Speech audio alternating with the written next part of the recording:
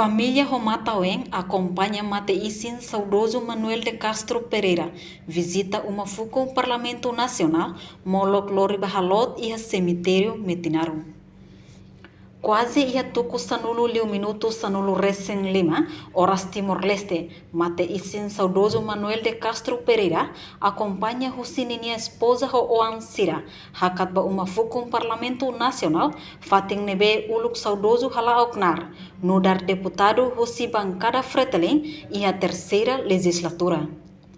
Parlamento Nacional, quarta-feira, realiza plenária extraordinária, onde presta sentido condolência para ex-deputado terceira legislatura, saudoso Manuel Castro Saka, Husi bancada Fretilin. Hakarak sentidos de condolência para a família nebe maka Moalin Manuel de Castro Pereira Pusiquel.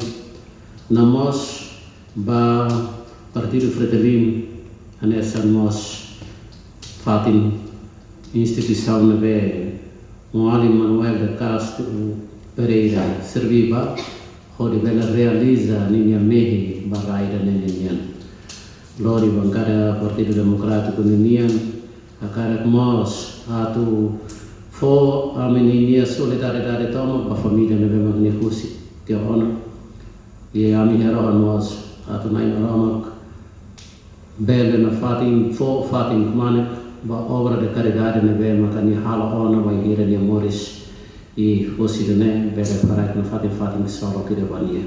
Obrigado, senhor presidente. Por solidariedade da família, a minha sentidas condolências à família Toma. Nós a partido nebe que neusi fiar kata horas ia clama iona ia Karuna Santa naimnya. Obrigado. Unini hakara conforme estratégia partido nia. E a fatin idane, fatin hakse malunia, fatin diskuti malunia. Odimos bukadalan dia ba itene no itene povo.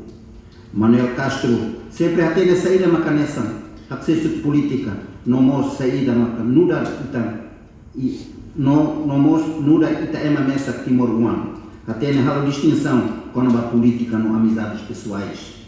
Desejamos uma boa viagem e viva em paz com a Santa e os Santos na casa de Deus Pai Celestial. Descanse em paz. Muito obrigado. Parlamento Nacional presta votos pesar para ex-deputado terceira legislatura, saudoso Manuel Castro Saka, com votos a favor tol nulo recém-rua, contra no abstenção zero. Enquanto saudoso Morris e Haloronsia fulang agosto, tinang rehung ida atusia neng nulo recém ida e a Bahadatu, suku Fatulia, posto administrativo Venilali, município Baucau, o ang José Manuel Castro Pereira, no Claudina Belo, sétimo filho, José Maung Aling na insa nulo recém ida.